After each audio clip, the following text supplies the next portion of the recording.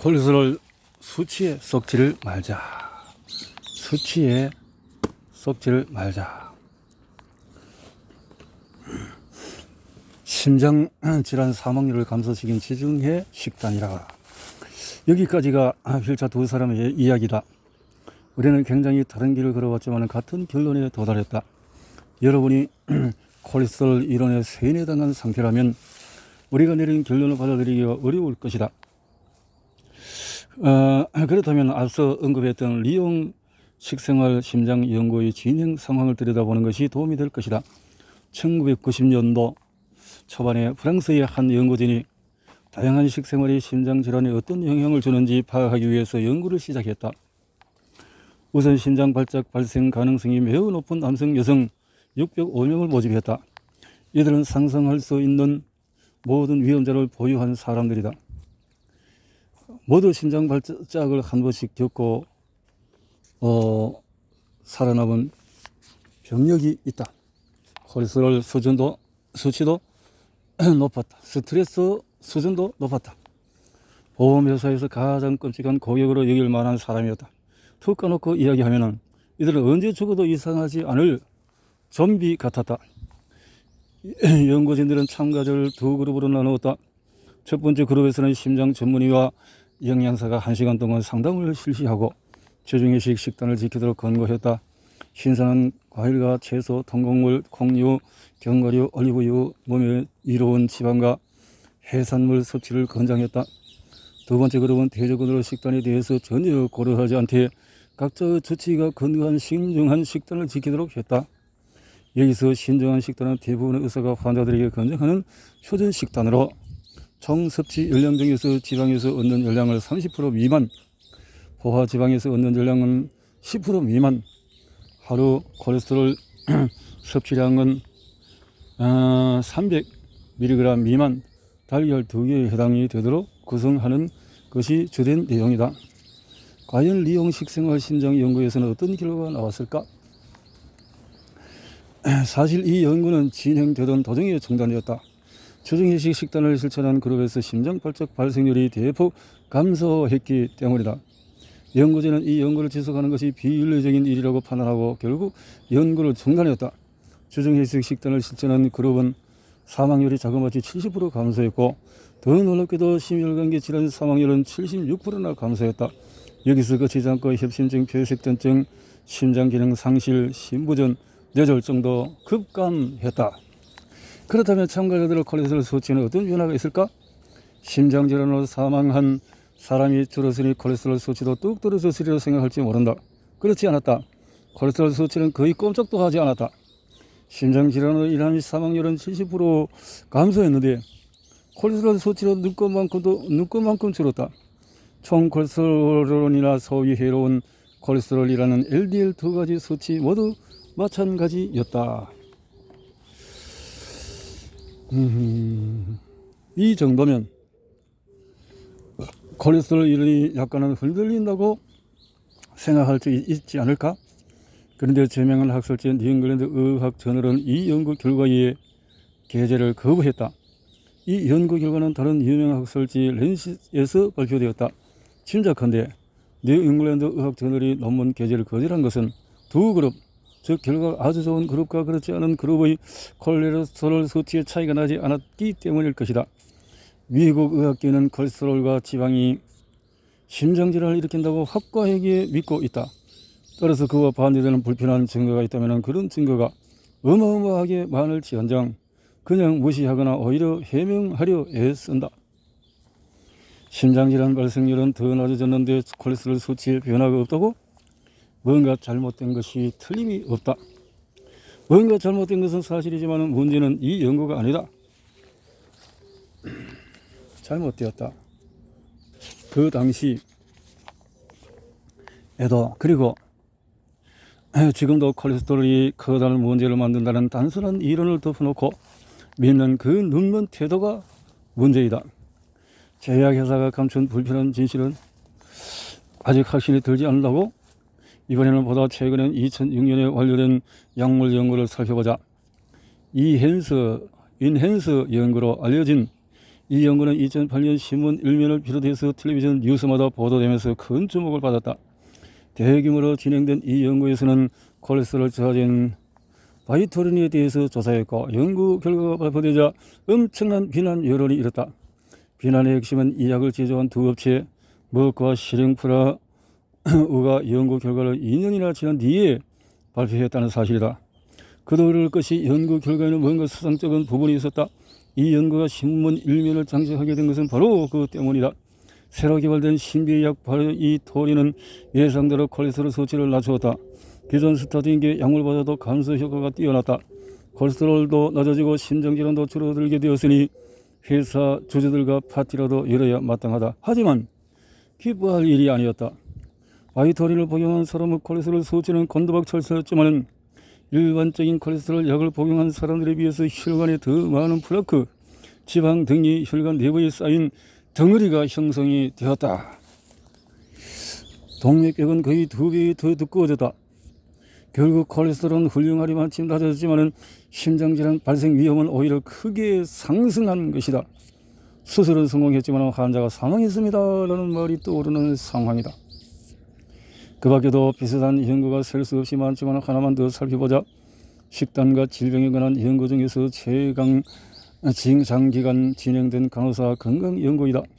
하버드 대학교에서 실시한 이 연구는 1970년대 중반부터 여성 12만 명 이상을 추적 조사하여 암과 심장질환의 위험 인자를 파악했다.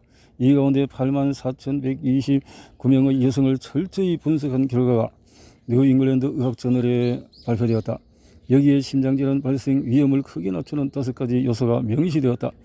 연구진은 본 연구에서 비염자들에게 발생한 관상동맥 관련 질환의 82%는 이 5가지 요소가 제대로 지켜지지 않은 것이 원인이라고 볼 수 있다고 합니다. 과연 그 5가지는 무엇일까? 5가지? 첫째, 금연. 둘째, 과음하지 않기. 셋째, 최소 30분간 격렬한 수준의 운동하기.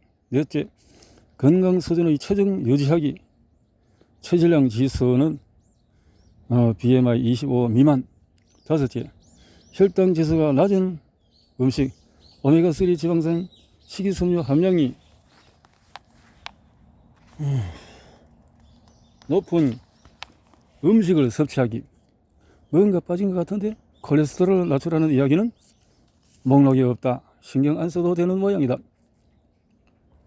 물론 미국에서는 한 해 동안에 300억 달러가 넘는 돈이 콜레스테롤을 낮추라는 충고를 널리 확산시키는 데 사용되고, 생활 방식을 바꾸는 일보다도 알약 하나를 입에 털어넣는 일이 훨씬 쉽다. 하지만 콜레스테롤은 위험 목록에 없다. 콜레스테롤을 낮춰도 관상동맥 관련 질환의 발병 위험을 줄이고 수명을 늘리는데 거의 아무런 효과가 없다는 이 불편한 지실은 여러분을 장님처럼 만들어서 거대한 이윤을 챙기겠다는 누군가의 이유로 철저히 무시되고 있다. 이것만은 꼭 알아두자. 콜레스테롤은 심장 질환을 일으키지 않는다. 콜레스테롤 수치로는 심장 발작을 예측하기 어렵다.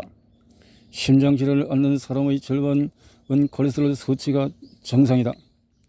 콜레스테롤 수치가 높은 사람 중에서 절반은 심장과 동맥이 건강하다.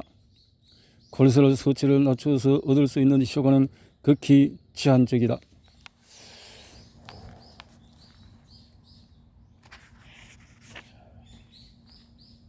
이 장에서 콜레스테롤은 해롭지가 않답니다.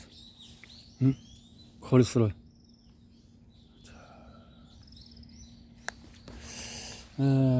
이 참 쇼킹하죠. 자, 콜레스테롤 저하제를 사용했는데 콜레스테롤 수치는 낮아졌는데, 그런데 혈관 간상 동맥 질환은 더 높아졌다. 심장 마비의 위험이 더 높아졌다. 그것이 이해가 되어지냐, 이런 말이죠. 콜레스테롤에 관한 기초 지식은 콜레스테롤은 스테롤이라는 물질의 일종으로 세포막을 구성하는 중요한 물질이다. 거의 대부분 간에서 만들어지며 30%가량은 음식에서 흡수한다. 콜레스테롤은 인체가 비타민 D를 비롯해서 에스트로겐, 프로게스테론, 테스토스테론 같은 성호르몬, 소화에 필요한 담즙산을 만드는 데 사용하는 기본적인 원료이다. 콜레스테롤은 지질 단백질로 불리는 입자 형태로 이동하는데 가장 많은 형태가 고밀도 지질단백질 HDL과 저밀도 지단백질 LDL이다. 유익한 콜레스테롤 HDL. 전통적인 관점은 HDL은 혈흔 콜레스테롤을 불리는 LDL을 없애는 데 도움이 되므로 흔히 유익한 콜레스테롤로 부른다. 유익한 콜레스테롤. 그래서 검사 결과에서 HDL 수치가 높을수록 좋으며 보통 혈중 농도가 혈액 1dl/당 60mg 이하여 적절하다. 최종 신체 활동 식단을 건강하게 유지하고 올리브유 같은 유익한 지방을 섭취하면 HDL을 높게 유지할 수가 있다. 새로운 관점은 HDL은 유전적인 요인이 LDL에 비해서 크게 작용하는 지질단백질로 체내 농도가 훨씬 더 세밀하게 조절된다. 2011년 미국 국립보건원에서 실시한 AIM-하이 연구에서는 HDL 수치가 높아도 심장발작, 뇌졸중, 사망 예방 효과가 전혀 없는 것으로 나타났다. 또한 HDL이라고 해서 모두 동일하지는 않다. 가령 HDL2 입자는 크기가 크고 부력이 있으며 방어 능력이 우수한 반면에 HDL3 입자는 크기가 작고 밀도가 높으며 염증 유발 가능성이 있다. HDL2는 염증과 아테롬 발생의 방지 특성이 있지만 3는 별로 알려진 내용이 없다. 새로운 관점을 수정하는 이들도 HDL 수치를 LDL 수치보다도 더 높게 유지해야 한다는 의견에는 전반적으로 동의하지만 HDL의 총량보다는 HDL 종립의 기능을 파악하기 위한 연구에 주력한다. 펜실베니아 대학의 예방 심장학과 교수 데니얼 라이드는 뉴 잉글랜드 의학 저널에서 다음과 같이 밝혔다. 최근 HDL을 둘러싼 과학계 연구 결과를 보면 HDL이 혈중 농도보다는 그 기능을 파악하는 데 더 주력하고 있다. HDL의 기능은 심혈관계에서 발생할 수 있는 문제의 위험성을 파악하고 HDL을 표적으로 하는 새로운 치료법에 대해 평가할 때 더욱 중요한 요소로 활용될 것이다. 해로운 콜레스테롤 LDL. 전통적인 관점은 LDL은 동맥에 축적되어서 혈류를 방해하므로 해로운 콜레스테롤이다. 따라서 낮은 농도로 유지되어야 한다. 현행 기준은 100에서 129이며 심장질환 발생 위험이 있는 사람은 100 이하, 위험성이 매우 높은 사람은 70 이하가 적절한 목표이다. 포화지방을 과량 섭취하고 신체 활동이 적고 과체중이면 LDL 수치가 높아진다. 그러나 새로운 관점을 보면 LDL이라고 모두 같은 특성을 갖고는 있지 않다. LDL에는 부력이 있는 가벼운 분자로 산화, 자유 레디큘 산화를 일으키는 콜레스테롤이 플라크로 형성되는 것이 되어 손상되기 전까지는 전혀 해롭지 않다. LDL-B는 크기가 작고 단단하며 밀도가 높은 분자로 아테롬성 동맥경화증을 촉진한다. 따라서 LDL-A의 농도는 높을수록 좋다. 현재 실시되는 혈액 검사에서 LDL-A와 LDL-B 입자 전체의 농도만 측정할 수가 있다. 그러니까 LDL이라는 것을 두 관점으로 다시 봐야 된다라는 거죠. 일반적인 검사에서도 따로 확인할 수 없는 입자 중에 가장 중요한 콜레스테롤은 지질단백질, 통칭 LP이다. LP는 크기가 매우 작고 염증을 유발할 가능성이 매우 높은 입자로 혈제를 만들 수 있다. 시나트라 박사는 LP를 콜레스테롤 입자의 우두머리라고 부른다. 건강한 인체에서 LP 농도가 낮게 유지되면 별다른 문제가 생기지 않는다. 몸속을 순환하면서 손상된 혈관을 수선하고 복구하는 일을 하기 때문이다. 하지만 동맥에 수선해야 할 부분이 많아지면 LP의 활용도가 높아지고 손상된 부위에 LP의 농도가 높아지면 손상된 혈관벽 내부에서 두 종류의 아미노산과 결합한다. 이렇게 되면 LP가 LDL 수송 업무를 중단하고 산화된 LDL을 혈관벽에 내려놓기 시작한다. 이로 인해서 염증은 더 심해지고 결국 플라크가 형성이 된다. 또한 LP는 갓 형성된 플라크에 대한 혈전 생성을 촉진해서 혈관을 더욱 좁아지게 만든다.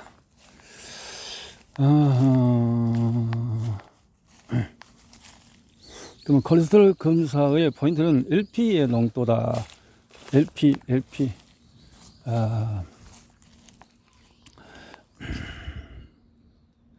콜레스테롤 입자 검사를 통해서 LDL 중에서도 A형이 얼마나 있는지, B형이 얼마나 있는지 측정해야 한다.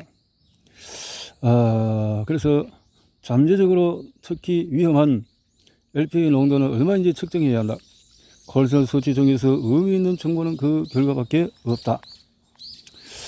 그렇군요. 현재로서 측정할 수 있는 것이 그 정도 수준이다. 그 말이죠. 음식 섭취와 상관없는 콜레스테롤 수치. 지금까지는 지침은 이러했다. 하루에 섭취하는 콜레스테롤은 300 미만이 되도록 하고 총 섭취 열량 중에서 포화지방으로 열량은 10% 미만이 되도록 권장했다. 브레이밍햄 심장연구에서 혈중 콜레스테롤 수치를 확인한 결과 콜레스테롤을 가장 많이 섭취하는 비염자들의 수치가 가장 적게 섭취하는 비염자의 수치보다도 더 높지 않은 것으로 나타났다. 음식으로 섭취하는 콜레스테롤이 혈액의 콜레스테롤에 주는 영향은 그리 크지 않으며 개인차가 크다. 대부분의 경우에 콜레스테롤 섭취했을 때 혈청의 콜레스테롤에 끼치는 영향은 거의 무시할 만한 수준이다. 콜레스테롤은 어떤 경우에도 심장질환에 그리 중요한 영향을 미치지 않는다.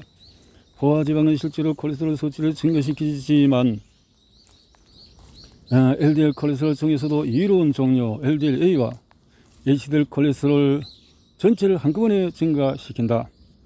또한 포화지방과 심장질환이 직접적으로 연관되었다는 증거는 지금까지 확인된 바 없다. 그러니까 포화지방이 이렇게 관련이 있다라는 것은 아직 확인된 바가 없다. 심장질환과 상관없는 콜레스테롤 수치. 콜레스테롤은 심장질환에 영향을 거의 미치지 않는다. 따라서 콜레스테롤 수치만 가지고 심장 발생이나 심장 발작 여부를 정확하게 예측할 수가 없다. 실제로 심장 발작으로 병원에 입원한 사람 중에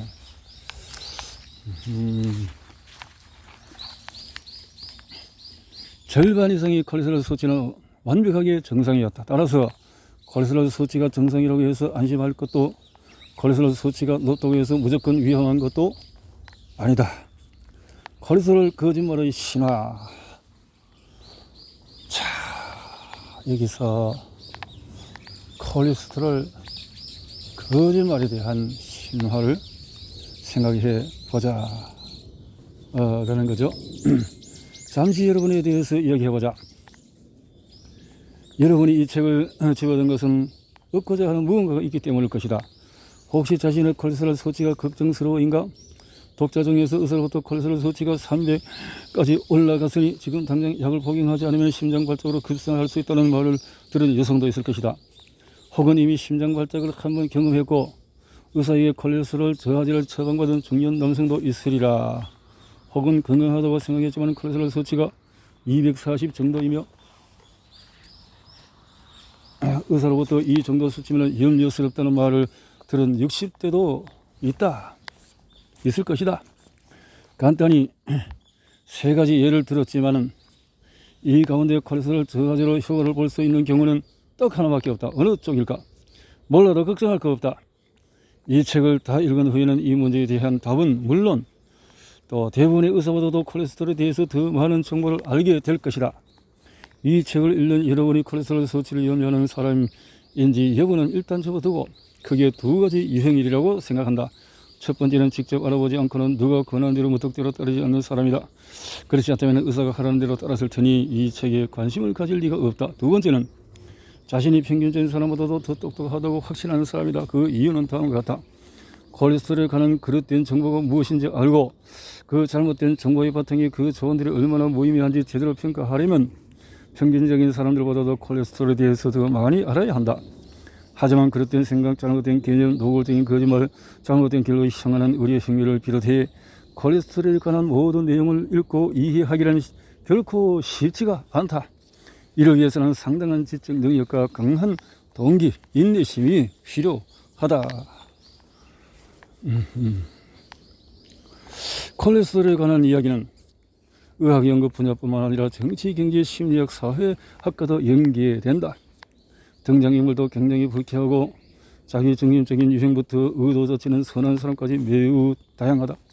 어마어마한 규모의 돈과 논문의 정치적 신뢰에 대한 사회적인 분석, 정부 기관의 자문위원회의 경찰처럼 행동하는 업계 사이에 존재하는 끊임없는 유착 관계와도 관련이 있다. 예를 들자면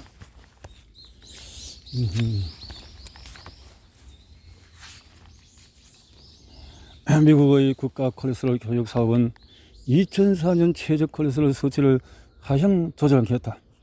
이 사업의 전문가 그룹에 참여한 9명의 전문가 중에서 8명은 제약업계와 재정적인 연결고리가 있었다. 대부분 콜레스테롤 저하제를 만드는 업체들로 하향 조정한다는 권고문이 나가면 즉각적인 이득을 거둬들일 수 있는 곳들이다.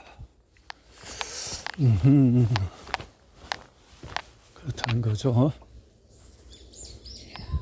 그런데 콜레스테롤과 포화지방이 심장질환을 일으키는 양대 악당으로 낙인 찍힌 이유는 정확히 무엇일까? 어쩌다가 그런 틀린 생각이 처음 일어났을까?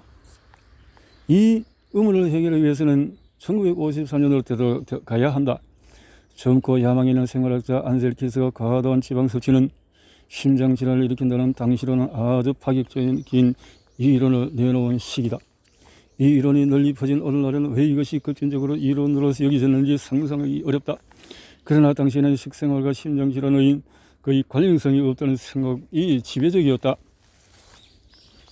그런데 안셀키스의 어떤 영향이 유익성보다도 또 마이너스로 작용을 할 수가 있었다라는 건데요. 이전에 러시아 과학자들이 토끼에게 콜레스테롤을 다량 먹인 후 해변의 동맥에 콜레스테롤이 포함된 플라크가 가득했으며 그 형태가 심장질환으로 사망한 사람들의 동맥에 관찰되는 형태와 유사하다는 의혹을 제기한 연구 결과가 있었다. 여기서 토끼가 초식동물이라는 사실을 상기한다면 참으로 불필요한 진실일 테니 일단 접어두기로 하자. 평상시에 토끼가 섭취하는 콜레스테롤은 제로에 가깝다. 그리고 쥐, 개, 코, 원숭이 같은 잡식성 동물은 고콜레스테롤 식단을 제공했을 때 토끼와 같은 반응이 나타나지 않았다. 안셀키스도 음식을 통한 콜레스테롤 섭취는 중요하지 않다는 사실을 알고 있었다. 1997년 그는 이렇게 밝혔다. 음식에 포함된 콜레스테롤과 혈중 콜레스테롤 사이에는 아무런 연관성이 없다. 콜레스테롤 섭취는 닭이나 토끼가 아니라면 전혀 중요한 영향을 주지 않는다. 그런데도 오늘날 건강분야의 주요 단체들은 하루에 콜레스테롤 300mg 이상 섭취하지 말아야 한다고 계속해서 경고한다. 과학자들이 식생활과 심장 건강의 관계에 대해서 가설은 터무니없는 내용으로 인정하는데도 불구하고 말이다. 키즈가 발견한 사실은 혈액중에 과도한 콜레스테롤이 존재하면 심장질환이 발생할 가능성이 높다는 것이다. 그러나 안셀키스도 사실은 이것을 알고 있었고 의도하는 것이 나쁜 것이 아니었는데 결국은 이 경제적인 수단을 하는 사람들이 문제라 이 말인데요. 그러나 음식을 통한 지방 섭취와 혈중 콜레스테롤이 서로 관련이 있다는 생각이 확산되었고 키즈는 지방 섭취와 심장질환의 연구성에 대해서 연구를 했다. 세계 각국의 지방 섭취와 심장질환에 관한 자료를 분석하여 발표한 결과가 7개국 연구이다. 이 연구에 따르면 지방 섭취량은 심장질환 발병률과 분명히 관계가 있으며 지방 섭취량이 가장 높은 국가는 심장질환 발생률도 가장 높았다. 지방 섭취의 효율음을 명쾌하게 보여주는 결과가 아닌가? 그러니까 지방을 섭취해서 이 연구에는 딱 하나 문제가 있었다. 실상은 전혀 그렇지 않다는 이것이 것이다. 그렇지 않은데 어떻게 이 키스의 연구가 이렇게 나왔을까요? 키스는 신뢰할 만한 수준의 식품 섭취 관련 자료를 총 22개국에서 획득했지만 이 가운데 7개 국가의 자료만 활용하여서 그러니까 여기서 문제가 생겼군요. 22개 국가에서 획득했는데 여기서 자기가 원하는 스타일의 7개 국가의 자료만 활용했다 이 말이죠. 여기서 아주 허점이 생겼네요. 연구 결과를 발표했다. 이미 세우던 가설에 꼭 맞는 국가를 직접 골랐기 때문에 지방 섭취와 심장질환의 직접적인 연관성을 확실한 사례를 들어서 입증할 수가 있었다. 키즈가 7개 국가만 선택하고 다른 15개 국가의 자료는 무시했다는 사실이 들키지 않고 잘 넘어간 건 아니었다. 많은 연구자가 키즈가 자신의 이론에 맞지 않는 자료를 일부러 누락했다며 비난했다. 또한 22개 국가의 자료 전체를 분석한 연구자들은 지방과 콜레스테롤, 심장 질환 간의 연관성을 전혀 찾을 수 없었다고 밝혔다. 이 키즈의 아주 부도덕성이 딱 나타났네요. 키즈가 정직하고 진실했으면 좋았을 텐데, 키즈가 자기 논문을 그 합리성을 만들어서, 그래서 업자들의 어떤 호응에 맞는 것을 만들려고 하는 의도 속에서 결국 이런 큰 엄청난 일을 만들었다라고 이렇게 되어진다면 아주 부도덕하게 되어진 거죠.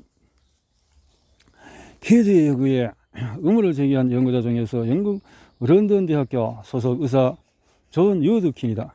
그는 지방 섭취량이 거의 동일하지만 심혈관계 발생률은 크게 차이나는 국가들이 있다는 사실을 확인했다. 예를 들어 키즈가 분석 국가로 선정한 핀란드는 1인당 지방 섭취량이 높고 심장질환 발생률도 높다. 그러나 유드킨은 독일 서쪽 지방 사람들의 지방 섭취량은 핀란드 사람들과 거의 비슷한데 심장질환 발생률이 거의 3분의 1 수준이라는 사실을 발견했다. 네덜란드와 스위스도 마찬가지로 이 모순된 결과가 한층 더 두드러지게 나타났다. 두 국가는 핀란드와 비교하면 심장질환 발생률이 3분의 1 수준이지만 지방 섭취량은 핀란드보다도 훨씬 더 많았다. 유드킨은 키즈보다도 훨씬 더 강범위한 식이 요소에 대해 분석을 실시했다. 지방은 총 섭취 열량 중에서 차지하는 비율로 평가하고 여러 종류의 지방 섭취량을 조사했다. 그리고 탄수화물과 단백질의 역할도 분석했다. 그 결과 유드킨이 조사한 이 포괄적인 자료에서는 식생활 관련 요인 중에서 간상동맥 심장질환과 가장 관련성이 큰 단 한 가지가 드러났는데 바로 설탕이었다. 당이었다. 문제는 이 설탕이, 당이 지지를 이렇게 높이는데도 포화지방의 원인을 논행을 뒤집어 씌웠다. 이 말인데요. 7개국 연구는 현재 콜레스테롤과 지방 섭취에 대한 최근의 식생활 관련 권장사항과 정부 정책의 초석이 되고 있으므로 좀 더 상세히 살펴볼 가치가 있다. 키즈는 7개국의 포화지방 섭취량을 조사했는데 놀랍게도 심장질환, 콜레스테롤 섭취, 포화지방 섭취량 사이에 직접적인 관계가 있다는 사실을 확인했다. 키즈 자신이 딱 원하던 결과였다. 7개국은 이탈리아, 그리스, 전 유고슬라비아, 네덜란드, 핀란드, 미국, 일본이다. 키즈가 자신이 세운 가설에 꼭 맞는 국가만 선택했다는 점은 거의 확실하다. 다른 조합의 국가들을 골랐다면 또 다른 가설도 얼마든지 완벽하게 입증할 수 있었을 것이다. 실제로 영국의 의학 박사 말콤 겐드릭이 그 사실을 발견했다. 겐드릭은 분석 대상으로 다른 국가들을 선정하면 포화지방과 콜레스테롤을 더 많이 섭취할수록 심장질환 발생 위험은 더 낮아진다는 사실도 손쉽게 입증할 수 있다고 밝혔다. 켄드릭은 키즈의 지질 가설을 옹호하는 사람들이 자신이 찾은 증거에 이의를 제기하리라고 예상하고 자신의 키즈가 했던 작업과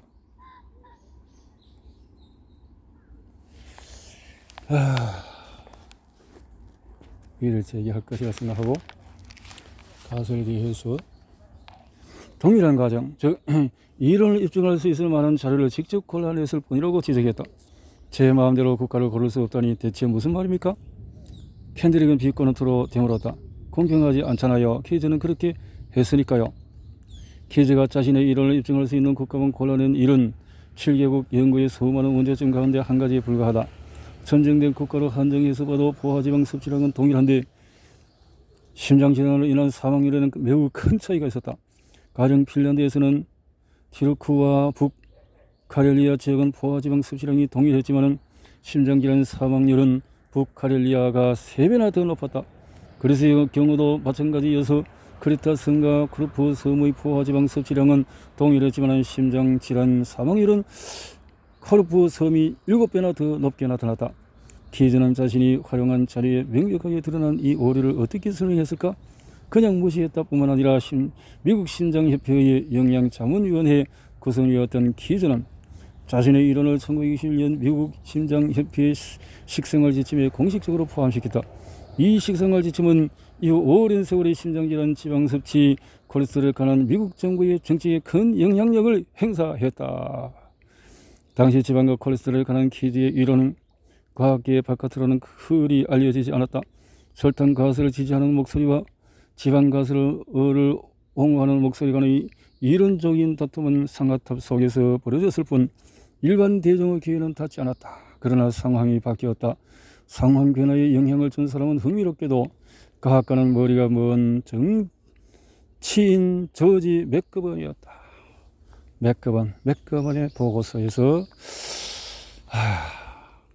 문제가 나오게 되어지는 미국의 정치 싸움에 이렇게 희생이 되어지는 내용을 다음에도 보게 하고